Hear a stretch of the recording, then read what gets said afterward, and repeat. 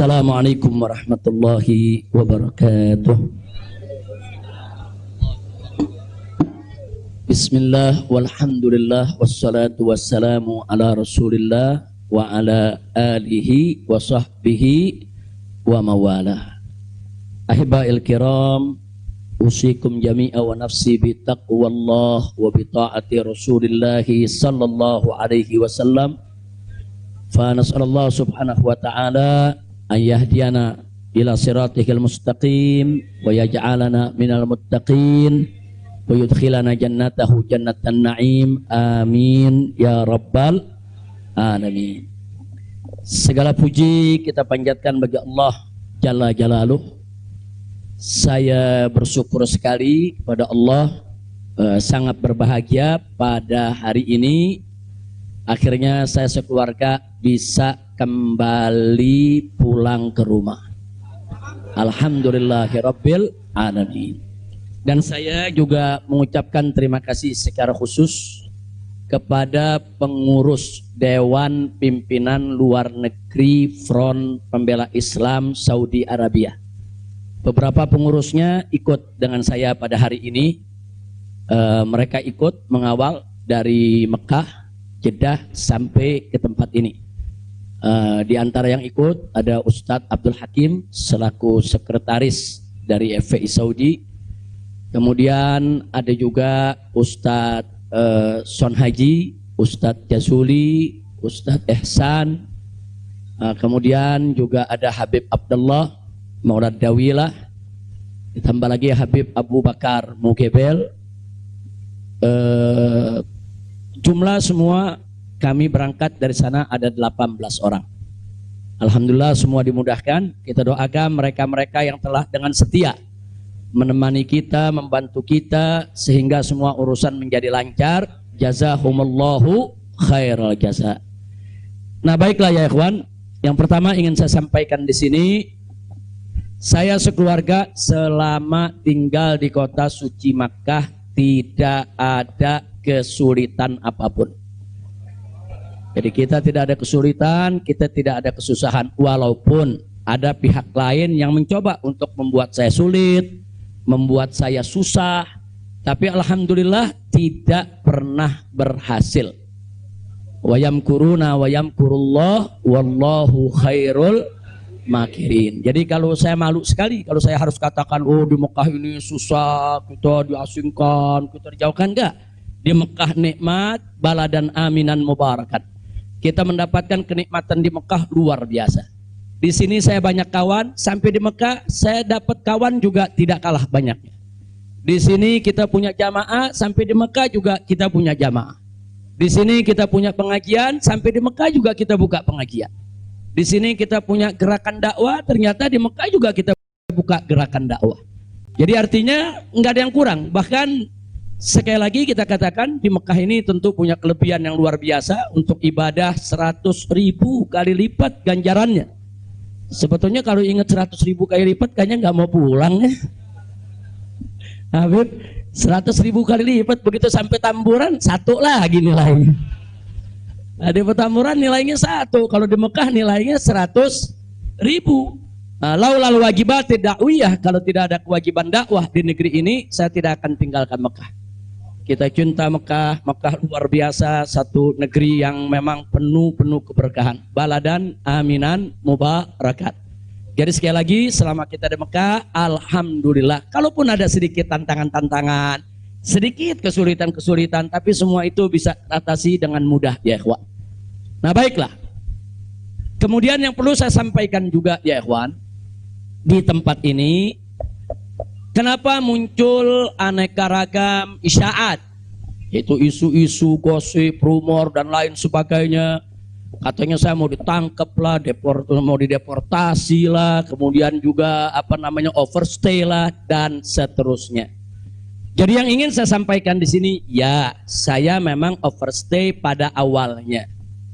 Jadi sebulan sebelum visa saya habis, saya waktu itu mendapat pencekalan, tidak boleh pulang. Nah, tapi pencekalan tersebut bukan karena melanggar aturan, bukan. Bukan karena melanggar ketentuan keimigrasian, bukan. Jadi kalau ada mengatakan karena ada pelanggaran, ada pidana, bohong. Saudara, itu hoax, bahkan itu fitnah. Jadi saya dicekal li asbabin amniyah. Itu ditulis dalam surat cekalnya. Li asbabin amniyah, karena alasan keamanan. Nah, biasanya kalau alasannya melanggar di situ ditulis mukhalafatun nizam atau at-takhalluf anin nizam. Nah, itu namanya melanggar aturan. Enggak ada. Di dokumen saya tidak ada kalimat at-takhalluf anin nizam atau mukhalafatun qanun. Enggak ada. Yang ada adalah li asbabin amniyah, untuk alasan keamanan. Nah, tentunya saya tidak diam. Saya terus melakukan lobby dengan pemerintah Saudi, dengan otoritas Saudi. Ini asbabun amniyah yang bagaimana maksudnya. Kemudian kenapa saya tidak bisa keluar dan seterusnya. Ini terjadi pembicaraan yang cukup panjang ya ikhwan. Tapi memang mereka sendiri mengaku. Jadi saya ini di sana diperiksa oleh Badan Intelijen Saudi, saya diperiksa oleh Dewan Keamanan Saudi, saudara. Nah, belakangan, saudara, kenapa saya diperiksa? Mereka mendapatkan laporan sampah dari negeri ini ya. Jadi mereka bilang ini zubalah. Nahnu nahsul alal maklumat kadzibah. Kita mendapat informasi yang bohong. Bahkan mereka bilang zubalah. Zubalah itu sampah ya kawan. Informasi sampah tentang Anda. Jadi katanya saya ini buronan, melarikan diri, ada persoalan hukum yang saya hadapi. Saya ini katanya red notice. Kemudian ada lagi yang mengatakan kalau saya ini saudara orang politik yang selalu bikin keributan di mana-mana, nanti bahaya untuk keamanan Saudi. Nah, ini laporan-laporan semacam ini. Saya tidak mau menuduh siapa yang melapor, si A atau si B atau si C ya kawan. Tapi ini ada. Dan ini bukan laporan dari orang biasa. Kalau laporan dari orang biasa, saudara, enggak bakal dihiraukan oleh pemerintah Saudi. Ini tingkat negara. Ini bukan tingkat RT, bukan tingkat RW, ini tingkat negara. Negara Saudi mendapatkan laporan. Berarti yang memberikan laporan ini, saudara, ini tingkat tinggi juga. Nah, tapi ala kulihal semua kita buktikan. Mereka bilang, apa betul? Anda ini punya kasus hukum. Ada 2 kasus hukum. Satu di Jakarta, satu di Bandung. Saya katakan kepada mereka, saya tidak punya kasus hukum. Mana buktinya? Saya punya SP3. SP3-nya saya terjemahkan ke dalam bahasa Arab. Kayaknya dalam sejarah nggak pernah ada SP3 diterjemahkan ke dalam bahasa Arab. Sebab kalau saya serahkan SP3, ya tentu kan polisi di sana nggak paham, intelijen di sana nggak paham apa isinya, apa maksudnya. Kita terjemahkan dalam bahasa Arab. Kita buat dokumen resmi, terjemah resmi. Jadi saya katakan tuduhan apa yang Anda dapat dari pemerintah Indonesia? Oh, Anda ini melarikan diri dari Jakarta karena ada kasus hukum. Saya tunjukkan, ini SP3. Silakan Anda baca. Begitu mereka baca, mereka kaget. Loh, ini kan hukum sudah selesai. Kenapa kok masih dilaporkan Anda tetap bersalah? Jadi pemerintah Saudi sendiri yang menilai ya. Nah, kemudian yang kedua, waktu kasus Bandung, saya bilang juga udah nggak ada perkara. Punya SP3, saya terjemahin lagi SP3-nya. Saudara. Nah, terakhir mereka bilang katanya Anda ini dikejar-kejar badan intelijen dari negara Anda. Saya bilang enggak, saya enggak punya persoalan dengan badan intelijen. Oh, tapi ini ada laporan. Anda bisa buktikan kalau Anda tidak punya permasalahan dengan badan intelijen Indonesia? Punya. Loh, apa buktinya? Saya punya dokumen. Perjanjian antara saya dengan badan intelijen negara Indonesia. Saya terjemahkan lagi dalam bahasa Arab. Resmi di situ, saudara. Dan dokumen ini kan belum saya buka ke masyarakat ya ikhwan. Saya pikir nggak ada perlunya saya buka ya ikhwan, kecuali kalau darurat saya tunjukkan. Mereka kaget loh. Anda punya perjanjian begini bagus dengan negara, Anda tidak punya masalah. Kok dilaporkan macam-macam? Nah, ini yang jadi persoalan ya ikhwan. Ala kulihal, singkat cerita, kalau saya cerita terlalu panjang, saudara, akhirnya pemerintah Saudi ini, otoritas yang berwenang di bidang ini, mereka justru akhirnya minta maaf. Mereka bilang nahnu natawarrat, nahnu ghaltan, kami salah, kami sudah melewati batas wewenang yang kami punya. Kami minta maaf karena memang ini kesalahan dari informasi yang kami terima. Nah, jadi supaya Anda tahu, akhirnya mereka tidak mengganggu kita sama sekali. Bahkan terakhir bukan lagi persoalan bayang safar, jangan kita deportasi. Saya ditawarkan, Habib, Anda mau pulang besok ke Indonesia atau Anda mau tinggal di sini selamanya? Silakan. Maka itu pada malam Ahad, Sabtu malam Ahad, sebelum saya pulang, saya ke Riyadh, saya diundang resmi ke Riyadh. Saya diundang resmi ke Riyadh, saya ketemu petinggi di sana, ya kawan. Mereka tawarkan, mau tinggal di sini, kita berikan iqamah, kita berikan izin tinggal, masuk umur hidup pun boleh. Silakan Anda memutuskan. Enggak, saya enggak punya persoalan sama pemerintah Saudi, ya kawan. Jadi bohong kalau ada yang bilang saya punya persoalan. Jadi makanya kalau pejabat tuh jangan sembarang bicara. Kalau mau bicara tuh mesti punya data dong. Masa pejabat bicara nggak pakai data? Kalau nggak pakai data, pedagang kopi di warung-warung, ya kan dagang kopi di warung nggak pakai data. Ada kopinya seduh, pakai gula, selesai kasih. Kira-kira jelas gak? Ini kalau pejabat tingkat negara harus punya data, ya kawan, nggak sembarangan. Tapi baiklah, kita bagian akhir. Jadi begitu mereka sudah tahu itu semua, semula saya mau dibikinkan bayan safar. Bayan safar itu exit permit, saudara. Nah, bayan safar itu ada dua.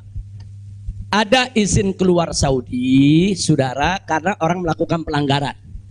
TKI yang melarikan diri dari majikan, atau umpamanya ada tenaga kerja yang melakukan pelanggaran pidana, mencuri, berkelahi, atau membunuh saudara. Nah, mereka ini kalau diusir dari Saudi itu namanya deportasi dengan bayan safar. Tapi ada juga jenis bayan safar lain. Nah, seperti apa? Seperti orang yang mendapat suaka politik, itu kan perlindungan. Atau seperti orang yang dicekal politik, seperti yang saya alami, itu bukan pidana. Atau seperti mereka yang kehilangan warga negara, seperti orang-orang Rohingya yang tinggal di Mekah, itu mereka nggak punya warga negara, saudara. Tapi kalau suatu ketika mereka mau pulang ke negerinya, diberikan bayan safar kalau mereka mau pulang. Nah, kalau mereka nggak mau pulang, mereka dijamin silakan tinggal di Saudi Arabia. Nah, jadi ini namanya bayan safar. Tapi ternyata terakhir karena mereka menyadari saya tidak bersalah, ini yang menarik ya. Mereka sendiri yang mengatakan, ya Syekh, Anda tidak layak untuk dapat bayan safar. Karena kalau Anda dapat bayan safar, nanti catatan overstay-nya itu nggak hilang. Nah, jadi dalam dokumen keimigrasian kan ada overstay, itu nggak hilang. Nah, walaupun Anda tidak dicegah, tapi catatan itu kan jadi buruk. Anda nggak pantas untuk mendapat catatan buruk karena Anda tidak bersalah. Jadi saya tanya, lalu apa mau diberikan? Jadi dibatalkan itu bayan safar. Lalu apa mau diberikan? Kami perpanjang visa Anda. Jadi selama 2 tahun lebih, 3 tahun setengah itu ya kawan, seolah-olah saya punya visa umurnya 3 tahun setengah. Tidak ada overstay. Nah, cuman pada saat mereka tanya, mau diperpanjangnya sampai kapan ya Syekh? Dia tanya, saya mau sebulan, mau 2 bulan lagi. Saya katakan enggak, saya mau pulang tanggal 9 insya Allah. Jadi cukup bayan safar, bukan bayan safar, tamdidnya cukup sampai tanggal 11 ya kawan. Nah, cukup tanggal 11, tanggal 9 insya Allah saya pulang. Nah, jadi ini yang perlu saya sampaikan sekaligus klarifikasi, bohong. Kalau ada mengatakan saya melanggar aturan di sana, saya dicari, saya mau dipenjara, bohong. Nah, dan saya sesalkan kalau kalimat-kalimat semacam itu keluar dari mulut pejabat ya kawan. Kira-kira jelas tidak? Paham semua? Baik. Nah, ternyata upaya mereka menggagalkan saya pulang, saudara, nggak berhenti sampai di situ. Nah, ada yang menarik, saudara. Saya sudah beli tiket, sudah pesan penerbangan tanggal 9. Tiba-tiba dari Indonesia ini ada yang membuat email atas nama saya. Namanya Habib Muhammad Rizik Syihab. Saudara, pakai foto saya. Email ini dikirim ke travel tempat saya memesan tiket. Nah, apa isi pesannya? Bahwa kami tidak jadi berangkat, mohon dibatalkan. Kami punya jadwal. Jadi ada upaya begitu. Ini bukan. Jadi ada yang bilang, ini kan cuma pura-pura jadi korban. Ini pura-pura playing victim. Enggak, memang benar mau dibatalkan ya, kawan. Tapi ala kuliah travelnya telepon langsung ke kita, apa betul Anda ingin membatalkan?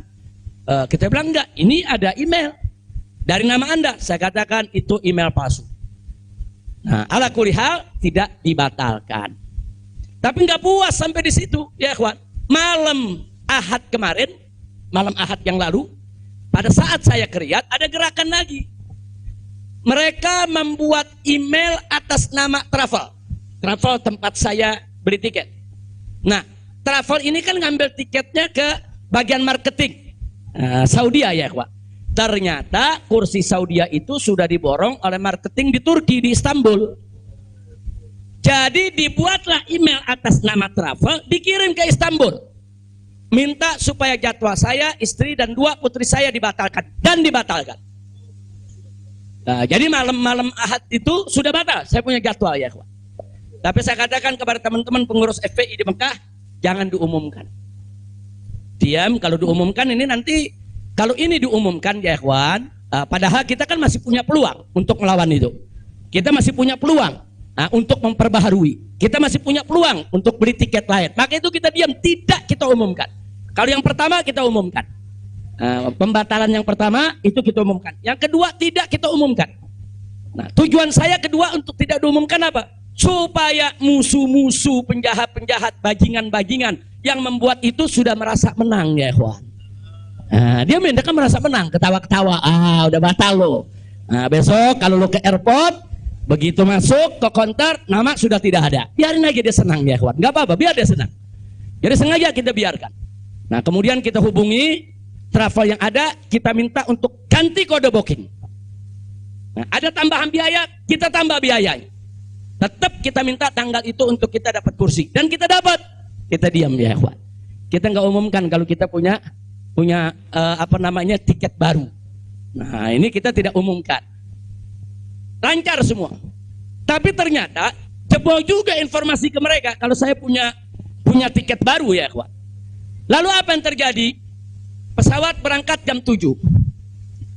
Dari jam 11 siang saya sudah kirim orang untuk check-in. Jam 2 kita sudah full semua, kita sudah dapat check-in. Barang sudah masuk. Tiba-tiba jam 4 sore di airport dapat panggilan, saya punya putri yang satu tiketnya batal. Ini permainan gila-gilaan ini ya, Pak. Nah, kita tanya, kita konfirmasi ini bagaimana bisa batal ini? Ya alasannya katanya ada ATM palsu lah. Ada orang mengaku bahwa ATM-nya dipakai lah, duitnya dicuri lah, dan lain sebagainya.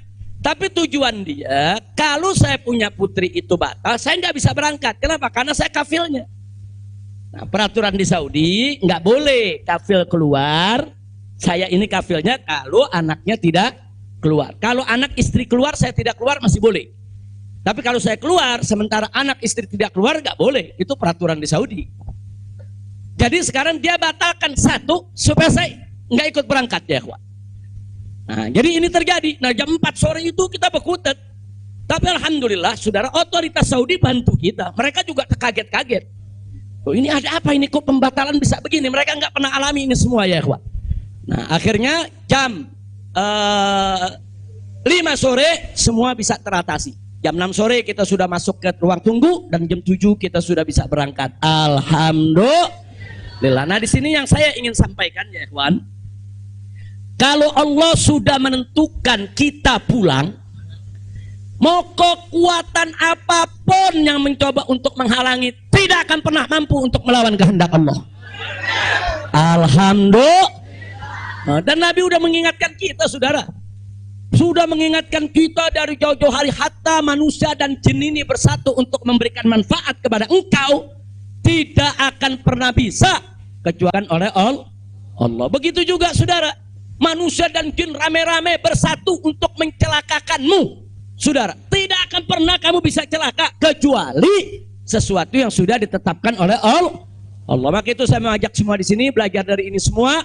Saudara, dekatkan diri kepada Allah, tingkatkan tawakal kita, jangan takut dengan orang-orang yang ingin berbuat jahat kepada kita semua. Enggak usah khawatir. Wa yamkuruna wa yamkurullah wallahu khairul. Makin tancapkan dalam diri kita la haula wala quwwata illa billahil aliyil azim. Tancapkan itu ya kawan. Jangan pernah takut. Nah, buktinya akhirnya kita bisa pulang. Alhamdulillah. Hada min fadli rabbi liyabluwani ashkur am akfur ya kawan. Dan memang kemarin itu pada saat saya ke imigrasi Saudi, mereka juga bingung. Karena ini bukan urusan imigrasi, tapi ini otoritas keamanan nasional Saudi. Mereka bilang nggak pernah ada orang pakai bisa ziarah orang asing, bisa hidup 3,5 tahun di Saudi tanpa denda, tanpa blacklist. Nah ini semua karunia dari Allah. Jadi tidak benar kalau kita di sana kesulitan, kesusahan, enggak. Kita di sana senang, kita ya bahkan sedih sekali kita tinggalkan Mekah kalau tidak ada kewajiban dakwah di sini. Sekali lagi saya katakan saya tidak ingin meninggalkan Mekah. Di Mekah semua Allah ganti, lebih indah yang Allah ganti ya kawan. Saya di sana rezeki mengalir terus, makan, minum semua serba berkecukupan, dikit Allah tidak kurangi.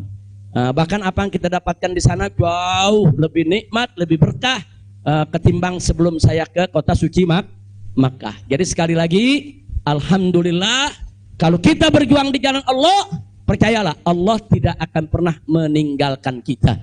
Enggak, Allah enggak bakal tinggalin kita ya kawan. Dimanapun kita berada, Allah enggak bakal tinggalkan kita. Kalau kita berjuang untuk Allah, intan surullah yang surkum. Jika kamu ya ayyuhalladzina amanu, hai orang-orang yang beriman, intan surullah, jika kamu memenangkan Allah, membela Allah, berjuang untuk Allah, yang surkum, niscaya pasti Allah akan memenangkan kamu sekalian.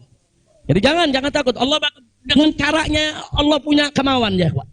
Allah akan selamatkan kita, Allah akan lindungi kita, Allah akan beri keberkahan kepada kita. Dan selama di Mekah, alhamdulillah, saya juga sudah menyelesaikan yaitu disertasi doktor saya sebanyak 1000 halaman ya kawan, dalam bahasa Arab. Alhamdulillah semua berkah. Dan saya punya putri juga yang tinggal di Mekah, akhirnya punya kesempatan menghafal Al-Quran.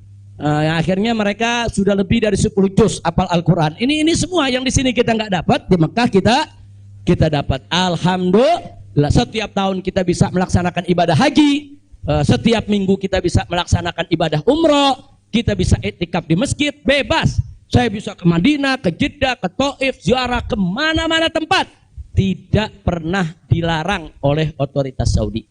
Jadi sekali lagi saya tandaskan, kalau ada mengatakan di sana saya nih kriminal, melanggar hukum, berurusan dengan hukum Saudi, bohong. Nah begitu sekali lagi lewat forum ini saya ingin sampaikan terima kasih kepada pemerintah Saudi.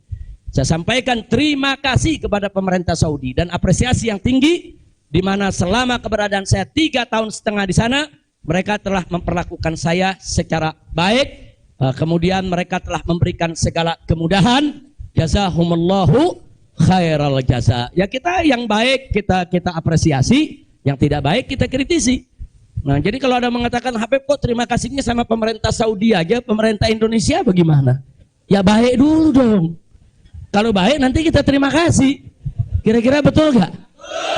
Betul gak? Kalau pemerintah baik wajib gak terima kasih? Wajib kita apresiasi. Kok Habib belum terima kasih? Ya belum baik.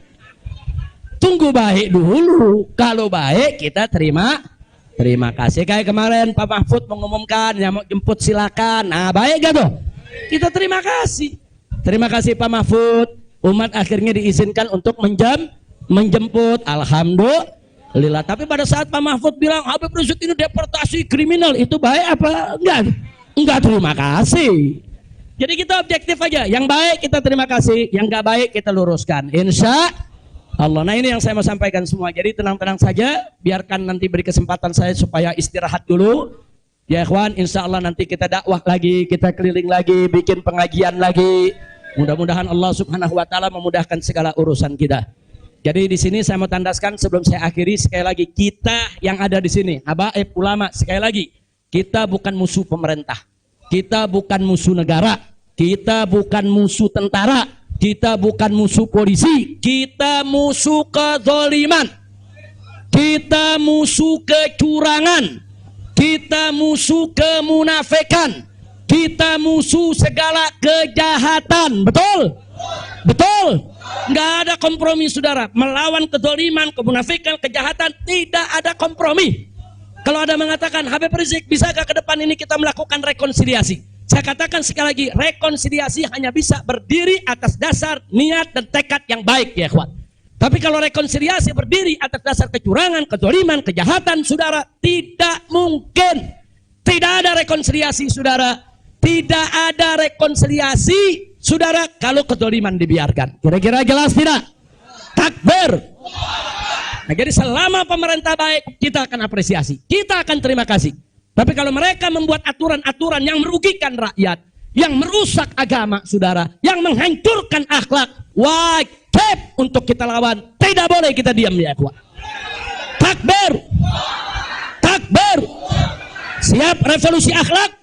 Mau sampaikan, jadi sekali lagi, jadi jangan nanti dipelintir-pelintir, kita ini musuh negara lah, musuh pemerintah lah, musuh menteri. Enggak ada. Loh, kita enggak bersaing untuk nyari jabatan kok, ya ikhwan. Enggak, kita enggak nyari jabatan, kita bukan orang partai, kita bukan pejabat, kita bukan anggota DPR. Enggak, kita hanya menginginkan negara ini baik.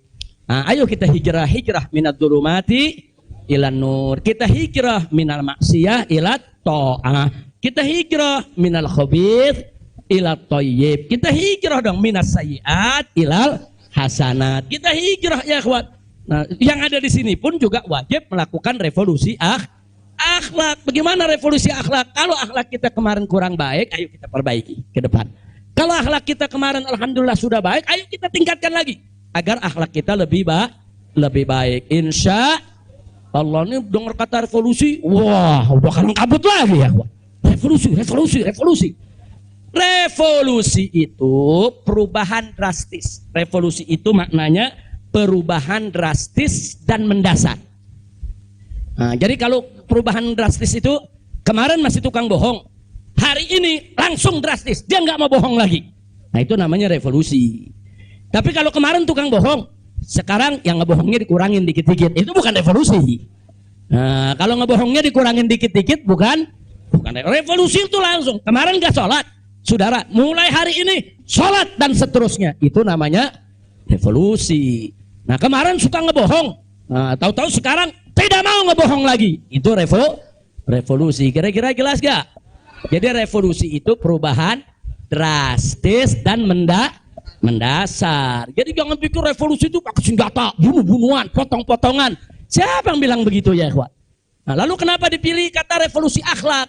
Kenapa bukan revolusi moral, revolusi budi pekerti, revolusi mental? Saudara, karena kata akhlak itulah yang dipakai oleh Nabi kita Muhammad Sallallahu Alaihi Wasallam. Nggak ada kata yang lebih baik kita pilih kecuali kata yang digunakan oleh Nabi Muhammad Sallallahu Alaihi Wasallam. Kalau kita mau tahu siapa itu bapak revolusi akhlak di dunia, ya Nabi kita.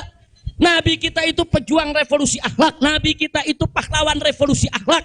Nabi kita itu saudara yang meletakkan dasar-dasar revolusi akhlak. Sebagaimana Nabi sabdakan dalam hadisnya, innama bu'itsu liutammima makarimal akhlak. Nah, jadi karena Nabi yang menggunakan kata akhlak, ya kita lebih suka pakai istilah Kenapa nggak pakai mental? Karena kata mental dipakai sama Karl Marx. Nah, Karl Marx yang pakai, gembongnya komunis, makanya saya nggak mau pakai, ya kawan. Kecuali kalau Nabi pakai kata mental, ya saya pakai mental. Kalau Nabi pakai kata budi pekerti, saya pakai budi pekerti. Nabi pakai kata apa? Akhlak. Berarti kita perlu pakai kata apa? Siapa suri tauladan kita? Siapa contoh kita? Shallu ala nabi. Allahumma shalli wa sallim alaihi. Kira-kira jelas gak? Paham semua? Alhamdulillah. Saya pikir itu yang bisa saya sampaikan. Terima kasih banyak. Jangan semua diborong di sini. Nah, kan kita masih mau ceramah di mana-mana, insya. Tuh, Bandung udah main pesen aja, Beb, di Bandung, Beb. Nah, Madura, kita ke Lombok, kita ke Aceh, kita ke Pontianak. Kita akan keliling semua untuk terus melanjutkan dakwah. Ustadz Maher, Medan, shallu ala nabi. Alhamdulillah ada Ustadz Maher di belakang. Ustadz Maher mestinya duduk di depan, Ustadz. Ta'al. Lampung, insya Allah.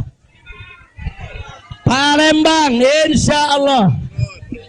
Nah, ini Habib Hamid bilang jangan jauh-jauh dulu, Pondok Rangon, Jakarta. Al-Jiran Ahad katanya. Khair, insya Allah kita lihat, mudah-mudahan saya sehat walafiat. Dan tadi saya minta maaf, ada sempat kecapean kita. Akhirnya saya turun, saya nggak bisa lagi berdiri. Sempat tidur 10 menit itu di bawah, nggak kuat karena dehidrasi. Itu terlalu haus, terlalu capek, ya kawan. Tapi alhamdulillah setelah 10-15 menit kita bisa berdiri lagi. Alhamdulillah. Nah, itu saja yang bisa saya sampaikan. Jazakumullah khairal jaza. Hanif bawain ke sini.